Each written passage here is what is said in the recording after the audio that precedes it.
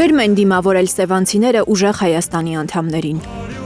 8 տարում միլիարդավոր դոլարների պարտք է վերցրել Հայաստանի իշխանությունը, բայց Գեղարքունիքում աղքատությունը միայն սրվել է, նկատել է ուժեղ Հայաստանի ընտրական ցուցակը գլխավորող Նարեկ Կարապետյանը։ Պետությունը կառավարելը մենակ փող ծախսել չի, մենակ բյուջե ծախսել չի, դա վարժ լինել է, իմանալ թե ինչպես պայմանավորվել, ինչպես գործարարներին բերել Հայաստան, ինչպես տեղում զարգացնել տնտեսություն։ Նարեկ Կարապետյանը խոստացել է ընտրվելու դեպքում բարձրացնել բժիշկների ու ուսուցիչների աշխատավարձը։ Ասում են ուսուցիչների 4-ից 1-ն է անցնում ատեստավորումը։ Աշխատավարձերը 100,000 դրամ, 110,000 դրամ, ինչպես ապրեն։ Մեր ծրագիրը այլ է։ Բոլոր ուսուցիչներին առաջին իսկ տարվանից ամեն տարի 25% աշխատավարձը պետք է աճի այնքան, մինչև 2.5 անգամ ավել դառնա ու կկանգնի, չեմ ասում ավել։ 2.5 անգամ 5 տարում աշխատավարձը ուսուցիչների կաճի եւ բժշկական աշխատողների։ Այս միջոցները մեր բյուջեն ունի։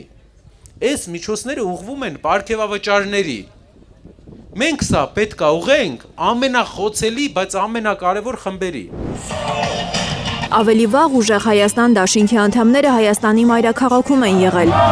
Երևանի ամենախիտ բնակեցված վարչական շրջաններից Շենգավիթում է եղել ուժեղ Հայաստանի թիմը։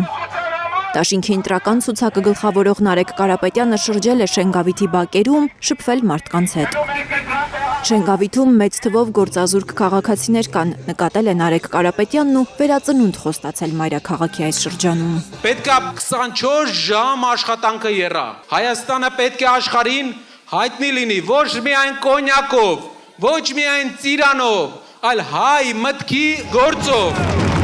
Պետք է գործարանները բացվեն նոր ժամանակակից տեխնոլոգիաներով հագեցած սարքավորումներով, հանրահավաքի ժամանակ հայտարարել է Նարեկ Կարապետյանը։ Մենք տեսնում ենք խելացի մարդիկ, զարգացած մարդիկ, ենթակառուցվածքը սակայն թաղային 20-րդ դարի կեսերի ենթակառուցվածք է։ Մենք չենք ներդրել Երևանի մեջ գումարներ, չենք վերակառուցել, սարքել, բարելավել մեր փողոցներն ու բակերը։ Այդ պատճառով մեր փողոցները իրենց փայլը պետք է վերականգնեն նորից։ Կարապետյանն ասել է ինչու է Երևանը մերժում Նիկոլ Փաշինյանին, որովհետև ըստ նրա երևանցիները հիշում են ինչ է ասել Նիկոլ Փաշինյանը 5 տարի առաջ 2021 թվականի նախընտրական քարոզարշավի ժամանակ եւ ինչ է արել հետո։ Երևանում դու չես կարող մի բան ասել,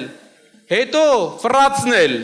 Երևանցին տեսել է, որ խոսքը ու գործը չի համապատասխանում ու կորցրել է հարգանքը այս մարդկանց նկատմամբ։ Որպեսզի իմանաս մարդն ինչ փոփոխություն կարող է բերել ապագայում, պետք է տեսնես ինչ է արել նա անցյալում, ասել է Նարեկ Կարապետյանը մարդկանց, նրանց հիշեցնելով ուժեղ Հայաստան դաշինքի առաջնորդ Սամվել Կարապետյանի բարի գործերից մի քանիսը։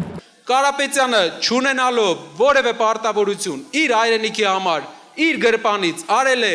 մեծ բաներ, Փաշինյանը ստանալով պարգևավճարներ 2 մետր ասֆալտ է անում եւ ամեն օր դրա մասին ասում է. Սիրելի Շենգավիթցիներ ջան, մեր քաղաքը վերափոխվելու է։ 0-ից կառուցել ենք այս երկրի արդյունաբերությունը։ Ոնց չենք կարող։ Կարող ենք, անելու ենք ու անելու ենք բոլորս միասին։